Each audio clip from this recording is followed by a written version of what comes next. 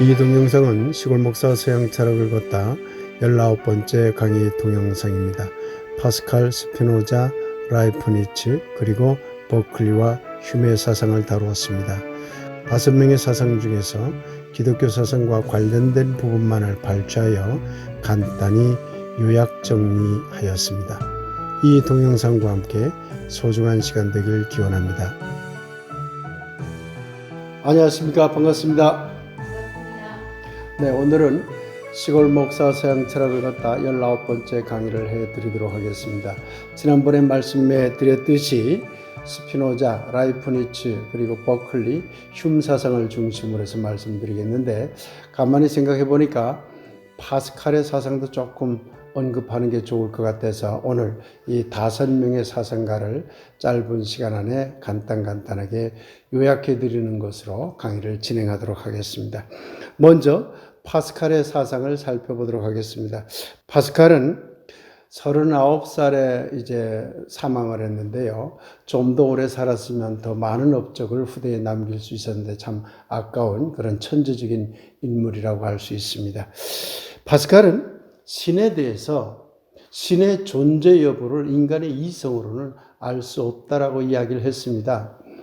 그렇기 때문에 있다고도 할 수가 있고 없다고도 할 수 있기 때문에 그럴 바에는 신이 있다는 쪽으로 믿는 것이 좋다. 그래서 이른바 신이 있다는 쪽에 걸어라.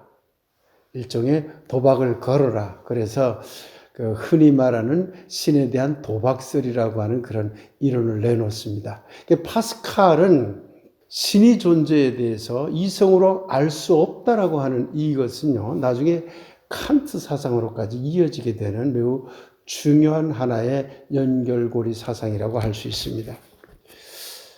그런데 파스칼은 인간을 3가지 관점에서 분류를 했습니다. 첫째는 신체의 질서로 살아가는 사람이 있다고 보았어요.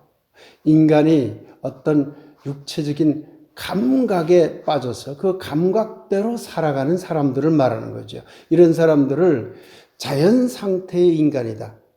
자연과 같이 감각적으로만 살아가는 인간이다. 그래서 자연적 인간이라고 그렇게 이야기를 했습니다. 근데 두 번째 유형으로는 정신의 질서로 살아가는 사람들이 있다고 보았죠. 인간이 가지고 있는 합리적 이성을 토대로 해서 자기 성찰을 통해서 어떻게 하면 합리적으로 이 세상을 살아나갈 것인지를 생각을 하면서 사는 사람들을 말합니다. 그야말로 인간다운 인간이죠. 그래서 인간적 인간 유형으로 분류를 합니다. 세 번째로 사랑의 질서로 살아가는 사람들이 있다고 보았는데, 이 사랑의 질서로 살아가는 사람의 유형은 어떤 사람이냐면 인간의 합리적인 이성을 통해서 파악할 수 없는 신적인 사랑을 깨닫고 그 신적인 사랑으로 신을 사랑하고 인간을 사랑하고 자연을 사랑하는 그런 관점에서 살아가는 사람을 그렇게 사랑의 질서로 살아가는 사람이라고 파스칼은 분류를 했습니다. 이런 사람을 일컬어서 신적인 유형의 인간이라고 할 수 있는 것이죠. 그런데 인간은, 우리가 인간적인 인간, 그야말로 인간은 신체적인 질서로 살아가는 그런 유형에 있어서도 안 되고, 그렇다고 해서 신적인 질서로 완전히 올라가서 살아갈 수도 없는 애매모호한 존재라는 것이죠. 그러니까 저 자연 상태처럼 감각적으로 마구잡이로 살아가기도 좀 그렇고, 그렇다고 해서 신적인 질서 세계 속으로 완전히 올라갈 수도 없는 매우 불완전한 존재라고 보는 것입니다. 여기에서 나온 파스칼의 유명한 말이 있는 것입니다. 인간은 생각하는 갈대다라고 하는 말입니다. 이 생각하는 갈대다라고 하는 말이 인간이 나약해서 휘청휘청한다 그런 뜻이 아닙니다.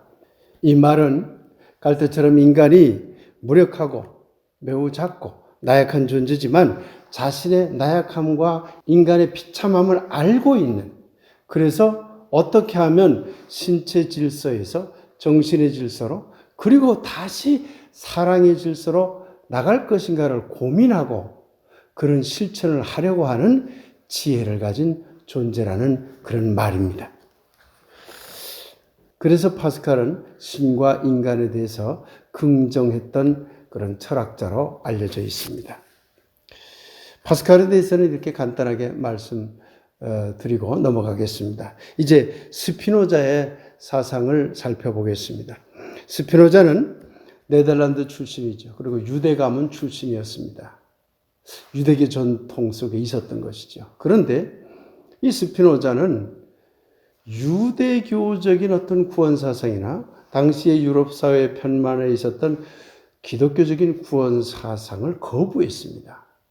그러니까 스피노자는 유대교나 기독교 양쪽으로부터 이단시당했어요. 이단 취급받았죠. 그만큼 스피노자의 사상은 매우 당시로서는 매우 혁신적이고 당시 유럽 사회에서는 도대체 말도 안 되는 이야기다 이렇게 인식될 정도로 파격적인 그런 주장이었다고 할 수 있습니다. 데카르트는 실체, 참으로 존재하는 어떤 것, 그것을 정신과 물질이라는 두 개의 축으로 이해했어요. 그 근거로서 또한 신을 불러들였지만 정신과 물질이 서로 분리돼서 이 두 개가 결합하는 과정 속에서 어떤 여러 가지 현상들이 일어나는 것으로 보았죠. 이것을 일컬어서 정신, 물질, 이원론이라고 합니다. 실체를 그렇게 본 거예요. 그런데 스피노자는 그렇게 생각하지 않았어요. 데카르트의 그 신에 대한 이해를 매우 강력하게 비판했죠. 도리어 스피노자는 신만이 실체라고 보았어요. 그리고 데카르트가 말한 정신과 물질은 신의 속성일 뿐이지 별도의 실체로 존재하는 게 아니다. 이렇게 주장을 했습니다. 그렇게 놓고 보면 정신과 물질은 신 안에서 서로 연결이 됩니다. 정신과 물질이 신의 속성일 뿐이라면 당연히 신의 속성으로 있기 때문에 정신과 물질이 같이 연결돼서 갈 수밖에 없죠. 그러면 이런 이야기가 가능합니다. 신에게는 정신만 있을까요? 물질도 있을까요? 다시 말하면 신에게는 정신만 있고 육체적인 어떤 물질적인 그런 것이 없는 존재일까요? 당시 기독교나 유대교나 다 정신적인 영적인 것만 있는 존재로 믿었거든요. 그런데 스피노자는 반대로 간 겁니다. 신에게도 물질이 있다. 이렇게 되게 되면 물질 자체가 신인 것이 돼요. 그래서 스피노자는 어떻게 주장했냐면은 자연이 곧 신이다. 이 세상에 있는 모든 자연 세계가 곧 신이다. 인간도 신이고 나무도 신이고 돌도 신이고 바람도 신이고 태양도 신이고 온 우주도 신이고 모든 자연 이 세계가 다 신이라고 보았어요. 이러한 주장을 흔히 범신론이라고 합니다. 이 스피노자의 입장에서 굉장히 당시에 통용되기 어려웠던 획기적인 그런 사상을 주장을 했던 것입니다. 이쯤에서 범신론이라는 말이 나왔기 때문에 그 신을 바라보는 그 이론들에 대해서 잠깐 언급하고 가겠습니다. 유일신론이라는 게 있어요. 그것은 이 세상에 오직 신은 한 분뿐이다 하는 거죠. 단일신론이라고 하는 게 있어요. 이건 일신론이라고도 하는데요. 이건 뭐냐면 여러 신들이 있긴 있으나 그 중에 최고의 신은 어떤 신뿐이다. 이렇게 주장하는 것을 단일신론 또는 일신론이라고 합니다. 다신론이라고 하는 것은 이 세상에는 많은 신들이 있다. 이렇게 보는 것이죠. 근데 범신론은 뭐냐면 많은 신이 이 세상과 분리되어 많은 신이 있는 게 아니라 이 세상에 있는 모든 것 자체가 신이다. 이것이 범신론입니다. 이외에도 오늘날 현대신학에서 많은 신학자들이 받아들이고 있는 신론은 범죄신론이라고 하는 것이 있는데, 그건 뭐냐면 신은 한 분이시지만, 유일신론적인 생각이죠. 한 분이시지만 그러나 그 신의 어떤 속성이나 그 신의 어떤 큰 에너지 같은 것들이 범세계의 모든 세계 속에 다 스며들어 있다. 이렇게 보는 것을 말합니다. 이외에도 신을 마치 인간처럼 인식하는 것을 인격신론이라고 그러고, 신은 인격적인 존재가 아니다. 인간과 같은 존재가 아니라 어떤 원리로만 존재한다. 이런 신에 관한 이론을 이신론이라고 합니다. 원리할 때 쓰는 리자입니다. 그러니까 원리의 신론, 그런 뜻입니다. 그런데 바로 스피노자는 인격신을 믿질 않았어요. 이 모든 자연세계가 신이라고 주장하면서 그 신이 인격신이 될 수 없다고 보았죠. 왜냐하면 돌멩이가, 나무가 어떻게 인간처럼 인격적일 수 있겠습니까? 그러니까 스피노자의 범신론은 기본적으로 인격적인 신으로 설명하기가 대단히 어려운 것입니다. 그렇게 놓고 보면 당연히 신은 원리로서만 작용한다라고 할 수밖에 없는 것이죠. 그래서 스피노자의 신론은 범신론이면서 또한 이신론, 원리로서 신을 믿는 그런 이신론이다. 이렇게 이야기할 수 있을 것입니다. 자, 그러면 여기서 또 하나 중요한 스피노자의 이론이 나옵니다. 그건 뭐냐면 이 모든 세계가 신이다. 범신론적인 인식이죠. 물질이든 정신이든 감각이든 인간이 표현하는 어떤 것이든 간에 다 신의 속성이 표현된 것일 뿐이다. 라고 이렇게 주장을 하게 되면 자연의 삶이란, 인간의 삶이란 결국 신의 삶과 같게 됩니다. 무슨 말인지 이해되시죠? 자연이 신이고 인간이 신이라면, 이 세상에 있는 모든 존재들이 다 신이라면 그 자연의 삶은 곧 신의 삶이 되어야 돼요. 그렇죠? 그런데 신의 삶이 고통스러워야 할까요? 기뻐야 할까요? 행복해야 할까요? 신의 삶은 신이란 완전하고 좋은 것이라는 이미지를 전제로 한다면 신은 행복한 삶을 누려야 하겠죠. 고통스럽고 슬프고 괴롭고 정말 비참하고 그런 삶이 아니라 기쁘고 즐겁고 행복한 삶을 누려야 하겠죠. 그래야 신일 테니까요. 그러면 어떤 주장이 가능해질까요? 이 세상의 삶은, 이 자연세계의 삶은, 조금 좁혀서 이 세상을 살아가는 인간의 삶은 행복해야 된다는 거죠. 굉장히 기뻐야 한다는 거죠. 그래서 스피노자의 철학을 기쁨의 철학이라고도 합니다. 이 주장이 왜 획기적일까요? 당시만 하더라도, 17세기만 하더라도 기독교적 구원관은 내세 구원관이었어요. 이 세상은 고통의 세계고 이 세상은 아주 괴로운 세계예요. 그러니 예수를 믿고 구원을 받아서 죽어서 천당에 갔을 때 행복을 누린다고 믿었던 그런 시대였죠. 그런데 갑자기 스피노자가 무슨 소리냐? 영원한 삶이라든가 내세의 죽음 이전에 여기가 신이 여기에 전부 다 있다면, 이게 다 신이라면, 이 세계가 신이라면 그 신은 즐거운 삶을 살 것이다. 그러니 우리는 당연히 즐거운 삶을 살아야 된다. 이런 주장을 하게 된 것입니다.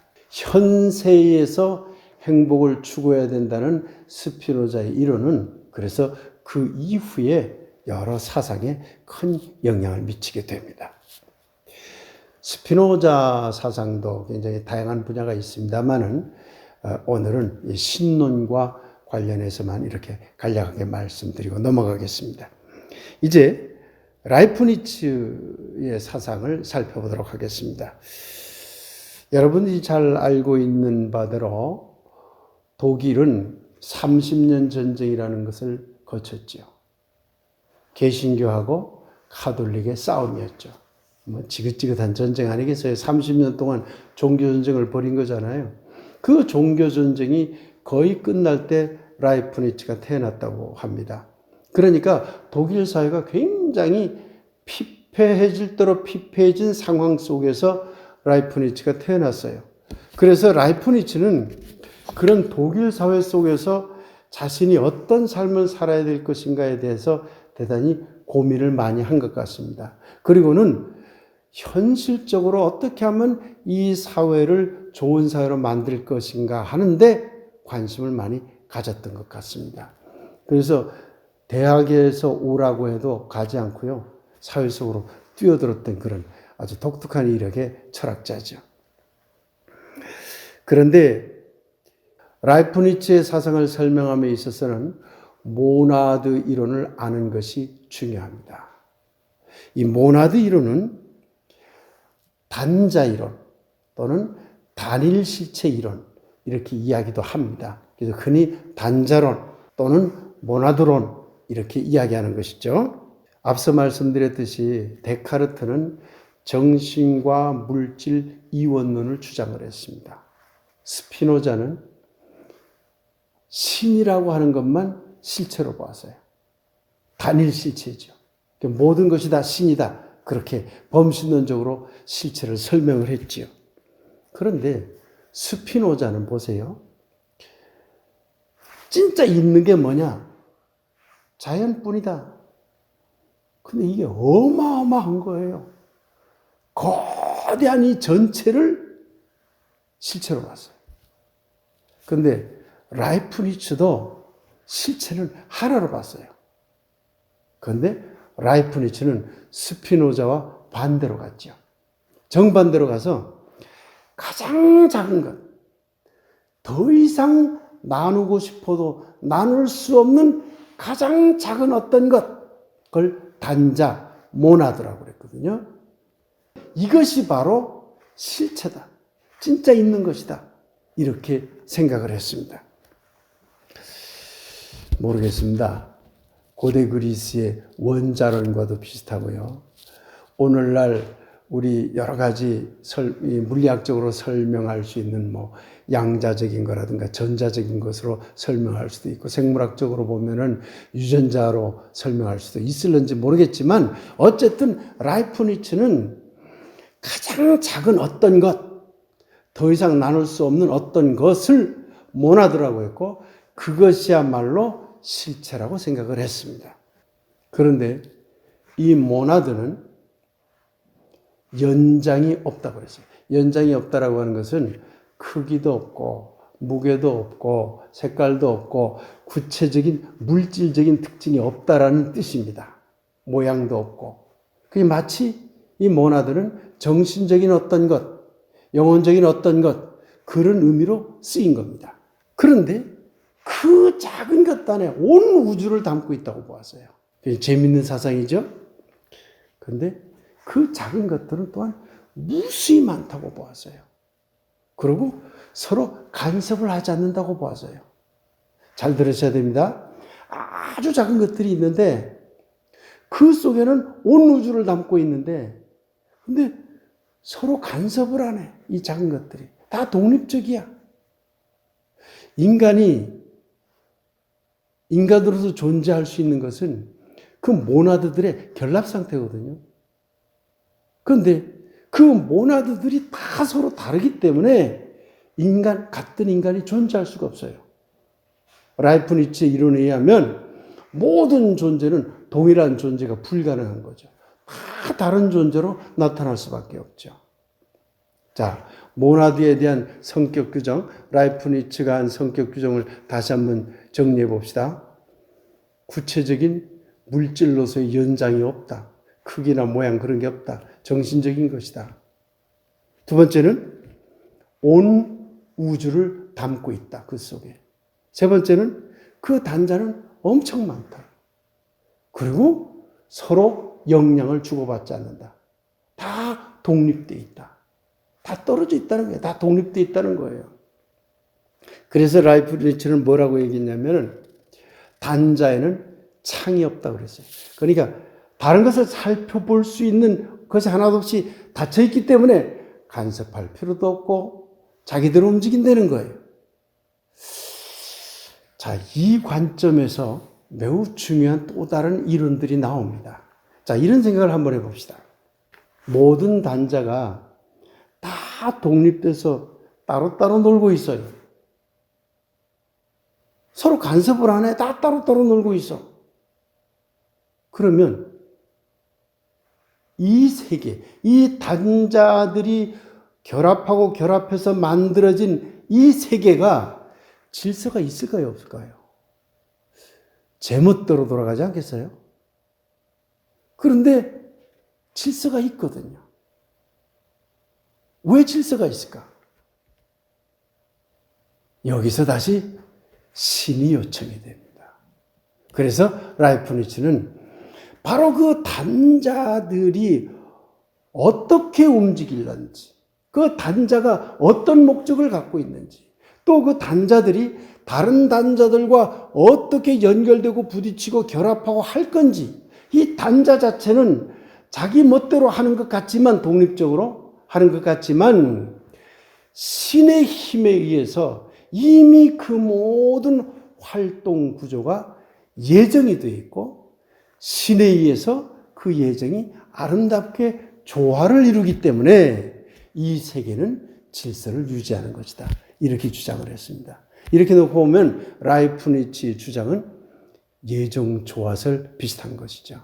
그래서 흔히 라이프니츠의 이론을 예정조화론이라고 그렇게 말하기도 합니다. 당연히 라이프니츠는 신을 믿었죠. 신은 있다. 왜? 신이 있다라고 하는 것을 존재 증명하기 위해서 노력한 그런 신학자는 아닙니다. 그러나 라이프니츠는 이렇게 생각했어요.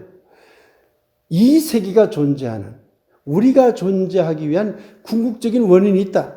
결국 아리스토텔레스 이야기로 다시 돌아가요. 궁극적인 원인이 있다. 그 원인이 바로 신이다. 신은 있다고 본 것이죠. 그래서 이 세계는 신의 예정에 의하여 질서 있게 움직여지고 있다. 신이 이 세상을 만들었고 예정대로, 그리고 예정대로 조화롭게 운영 중에 있다. 이렇게 보았습니다. 그런데 알다시피 이 세계가 질서롭게 운영만 되느냐? 그러지 않잖아요. 파괴도 되거든요. 악한 세력에 의해서 선한 모습으로 이 세계가 계속 굴러가기만 하는 게 아니라 악한 세력들이 나타나서 세계를 파괴하기도 하거든요. 선한 세계를 파괴하기도 하거든요. 자연의 어떤 무서운 힘에 의해서 이 자연 질서가 파괴되기도 하거든요. 그러면 신이 어떻게 예정 조화를 이루면서 이 세계를 아름다운 질서체계로 만들었다고 할 수 있겠는가? 이 세계를 신이 만들었다고 할 수 있겠는가?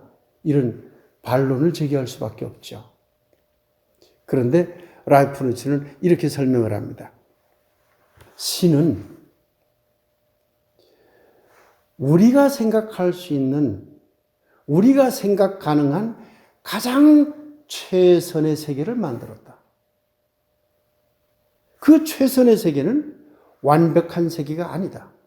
만일에 이 세계가 완벽한 세계라면 이 세계 이꼴 신이 되어버리기 때문에, 그러면 스피노자의 범신론으로 돌아가거든요. 이 세계는 신의 완벽함을 담긴 닮았지만은 불완전한 세계로 창조될 수밖에 없다. 그러나 그런 불완전한 세계로 창조될 수밖에 없는 그 가능성 중에서는 최선의 세계로 만들어진 것이다. 이렇게 보았어요.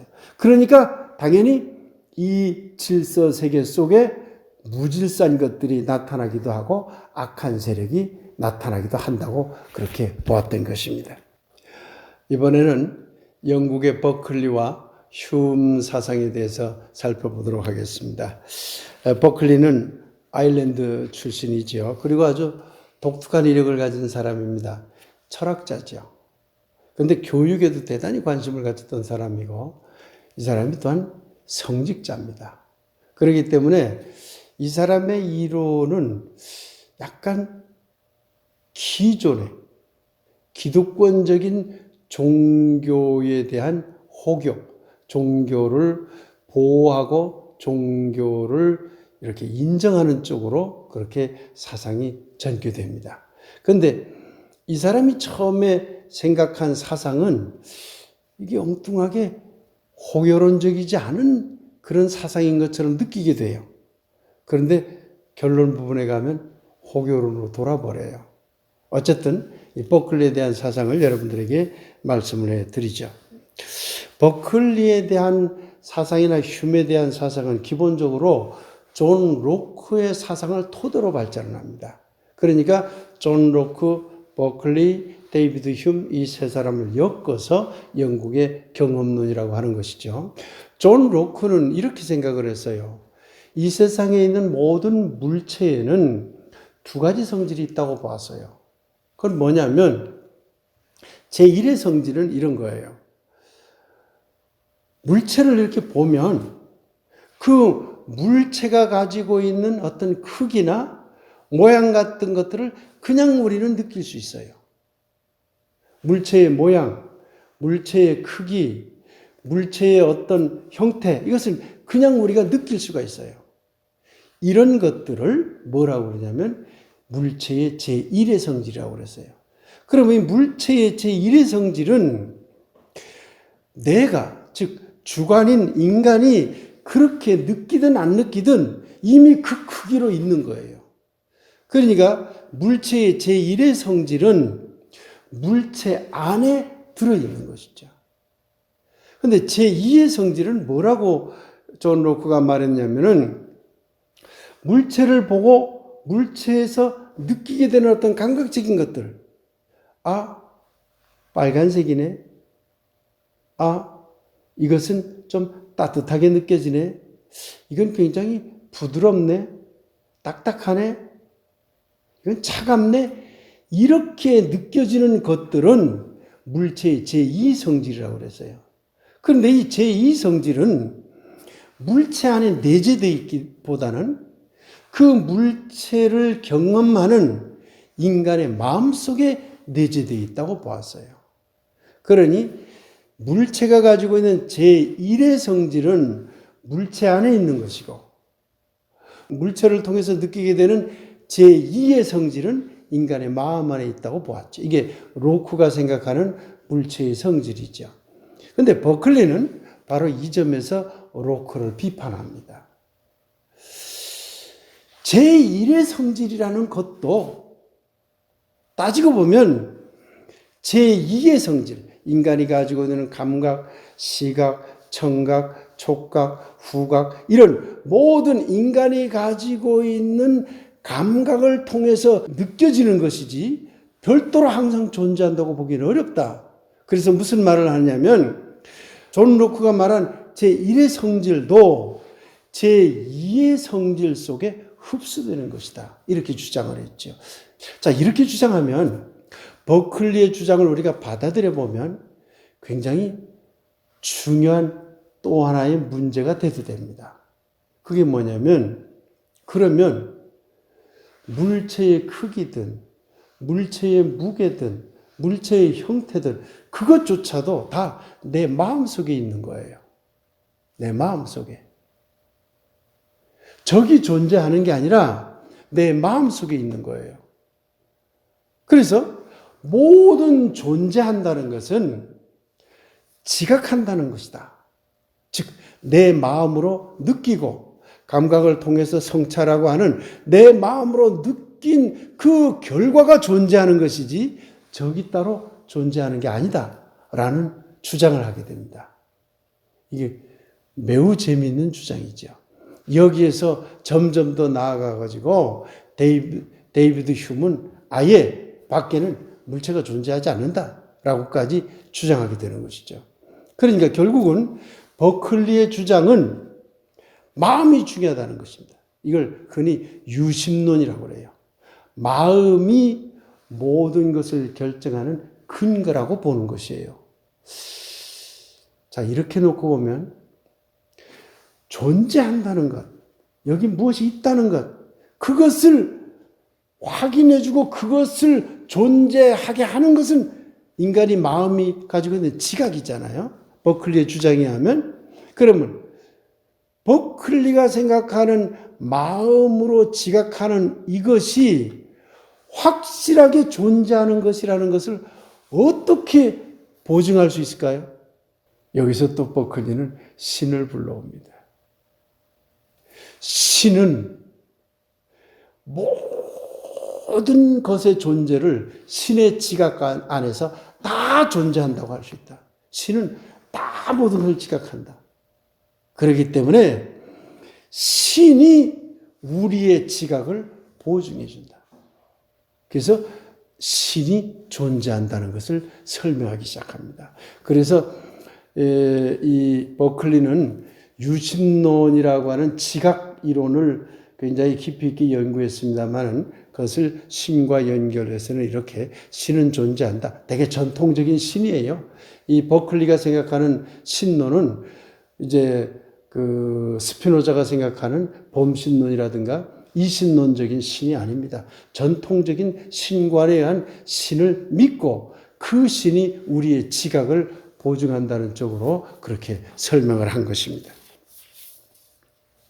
그래서 버클리는요, 당시에 널리 퍼지기 시작했던 무신론이라든가 또는 이제 불가지론이라든가 또는 이제 자유사상들에 대해서 종교를 지키려고 하는, 기독교 신앙을 지키려고 하는 호교론적인 입장에서 자기의 사상을 폈다. 이렇게 말씀드릴 수 있습니다. 이제 가장 좀 어렵다고 할 수 있는 데이비드 휴메의 사상에 대해서 같이 살펴보겠습니다. 데이비드 휴메의 사상은 개인적으로 저 자신이 자세히 알지 못합니다. 그만큼 어렵습니다. 이분이 인성론이라고 하는 이 책은 상당히 어렵습니다. 그리고 굉장히 방대한 책이죠. 스코틀랜드 출생인데요. 이분이 28살에, 역시 천재는 다릅니다. 28살에 인성론, 인간 본성론이라고 하는 책을 출판합니다. 이 책에서 데이비드 휴먼은 기존의 당시의 유럽 사회의 가치 체계, 당시의 유럽 사회의 신앙 체계, 당시의 유럽 사회의 통설로 인식되던 여러 가지 진리 체계를 전부 다 의심했어요. 기독교적인 신앙, 기독교적인 교회 체계 다 의심했죠. 학문의 결과도 다 의심을 했어요. 그 결과 자기의 이론을 펼치게 된 것입니다. 데이비드 휴먼이 이렇게 생각합니다. 인간의 본성은 인간의 마음이다. 그 마음이 바로 인간의 주관이고 나다. 마음이 굉장히 중요해집니다. 이 점에서는 버클리의 유심론과 이렇게 맥락을 같지 않은 것이죠. 인간의 본성은 마음에 있다. 주관에 있다. 곧 주관이 마음이다. 이렇게 본 것입니다. 학문도 인성론이라고 하는 공부하는 그런 학문 자체도 주관의 영역이지 객관의 영역이 아니라고 봤어요. 우리가 흔히 학문 그러면 다 객관적인 영역으로 인식을 해요. 주관적인 영역이 아니라 누구에게나 보편적으로 그렇다 하고 여겨지는 어떤 것들을 다룬 논리적인 어떤 영역 이렇게 생각을 하죠. 그런데 데이비드 휴먼은 학문조차도 그렇게 당신들이 생각하는 논리적인 학문조차도 사실은 따지고 보면 철저하게 주관적인 영역이고 마음의 영역일 뿐이다. 그렇게 주장을 했습니다. 휴미 사용하는 주관이라는 말은 마음이라는 말과 같습니다.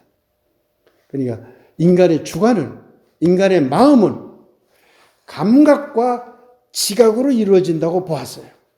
다 이게 경없는 계열의 학자들이 주장하는 것이죠. 감각과 지각으로 이루어져요. 그런데 감각도 변하고 지각도 변해요.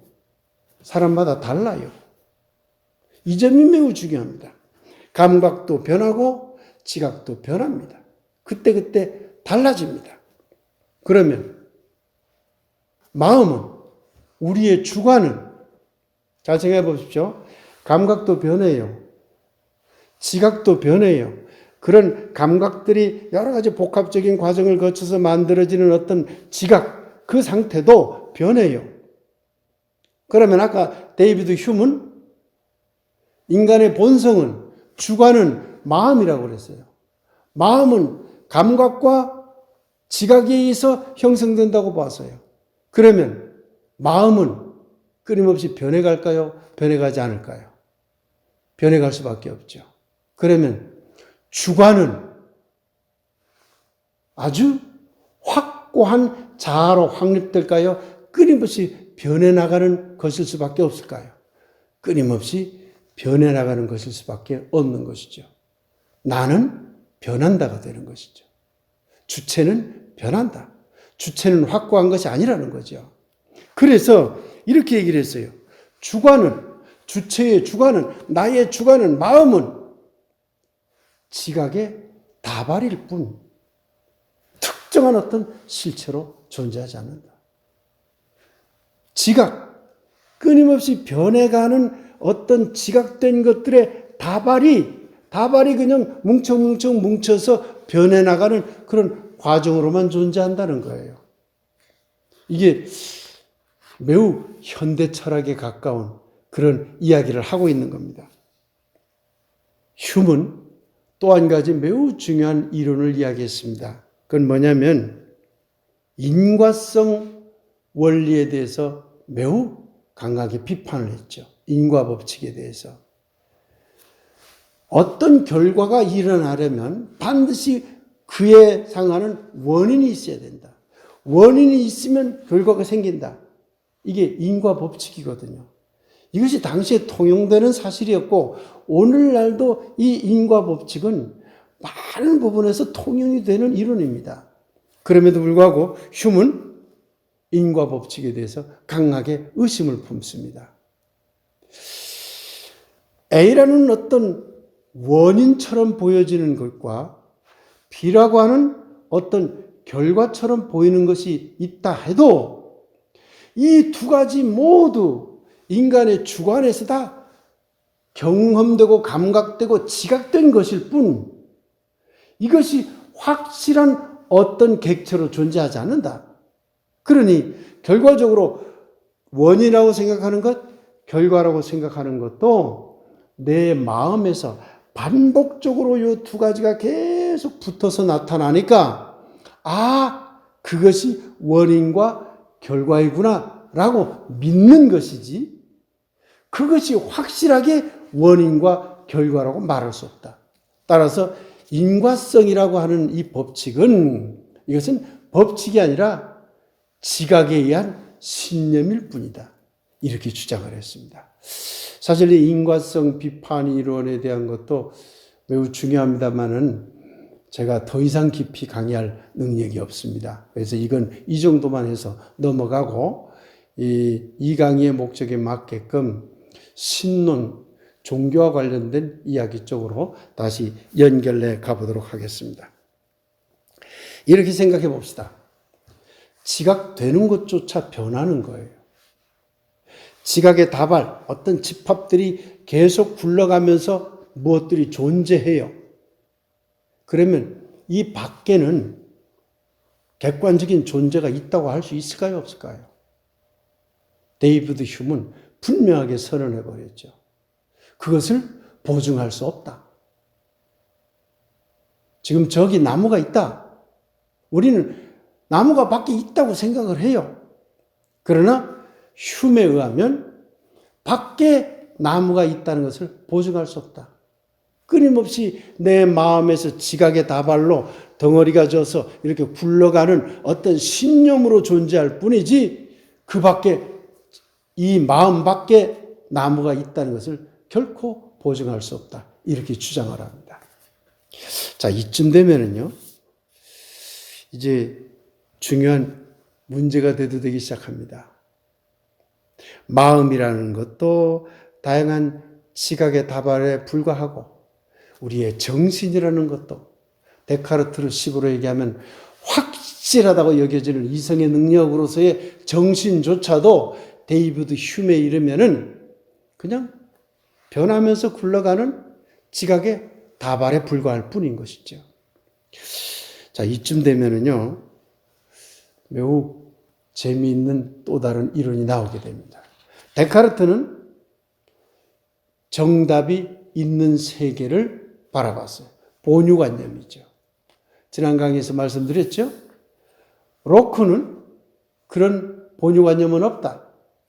다양한 세계상이 있을 뿐이다. 경험된 다양한 세계 그런 경험관념이 있을 뿐이다. 그런데 로크는 이렇게 얘기를 했어요. 본유관념은 없다. 다양한 세계의 관념들이 있기 때문에 그 다양한 세계상을 다 모아서 융합을 하면 정말 올바른 세계상을 만들어낼 수 있다. 이렇게 보았어요. 데카르트는 본래부터 올바른 세계상이 있다. 존 로크는 다양한 세계상들이 있는데 그것들을 서로 종합하고 조율하고 타협하고 융합하면 올바른 세계상을 만들 수 있다고 봤죠. 그런데 데이비드 휴먼은 반은 존 로크의 사상을 받아들이죠. 본유관념은 없다. 하나의 정답의 세계는 없다. 다양한 세계만 존재할 뿐이다.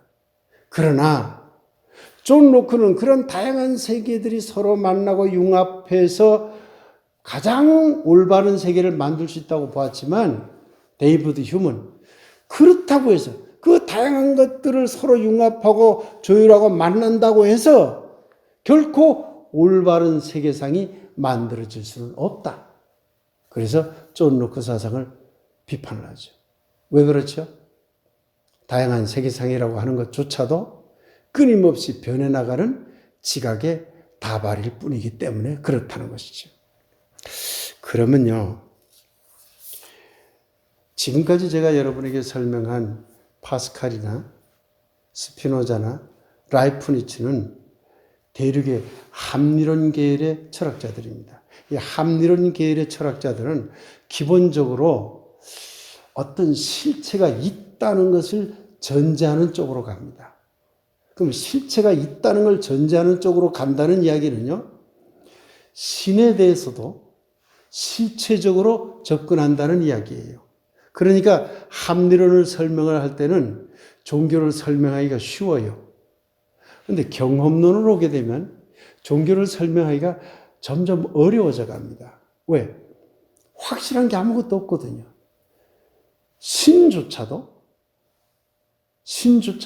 지각의 다발일 뿐이에요. 휴메에 이르면. 자, 생각해 봅시다. 신이 있다고 당신네들이 믿지만 그것은 인간이 감각과 인간의 어떤 지각에 의해서 끊임없이 변해나가는 과정에서 만들어진 신념일 뿐이다. 그것도 또한 변해나간다. 신은 있다고 할 수 없다. 대단히 휴메에 이르면 종교적인 어떤 유신론적인 사고에서 무신론적인 사고로 대단히 많이 바뀌고 있다는 것을 알아낼 수가 있습니다. 이런 생각을 한번 해봅시다. 신이 있다? 있으니까 이 세계가 만들어진 거 아닌가? 많은 사람들이 그렇게 생각하겠죠.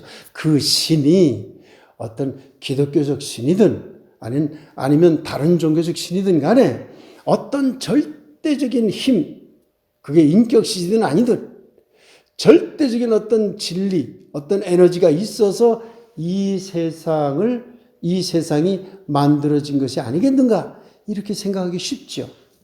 그런데 이렇게 생각해 봅시다. 휴메 생각을 도입해 보면 이렇죠. 신이 이 세상을 만들었다고 해봅시다. 그런다 한들 그것 역시도 인간의 마음, 주관, 마음 속에서 생각해낸 거잖아요. 생각해낸 거라면 결국은 지각의 다발일 수밖에 없죠. 그러니까 결국은 휴메의 입장에서는 신은 세계를 만들었다고 할 수 없다 이렇게 되는 거예요. 그러니 영혼이니 신이니 이런 것의 존재를 휴는 그렇게 필요하다고 보지 않았던 것이죠. 대단히 재미있는 이론입니다. 이 강의의 목적이 기독교와 관련시켜서 서양 철학을 이제 들여다보려고 하는 것을 목적으로 하기 때문에 오늘 말씀드린 5명의 이 철학가들의 사상도 깊이 있게 다뤘으면 좋겠습니다만은 오늘 강의한 것처럼 간단하게 넘어갔습니다. 신과 관련된 이야기를 간단하게 다시 한번 정리하고 오늘 강의를 마무리하도록 하겠습니다. 파스칼은 신의 유무를 알 수 없다. 불가지론이라고 합니다. 그러나 이왕이면 신이 있다는 쪽으로 믿자. 이런 이론을 흔히 도박 이론이라고 합니다. 만일에 신이 없으면 본전이고 신이 있으면 대박인 거죠. 신을 믿으면. 그래서 도박 이론이라고 하는 겁니다.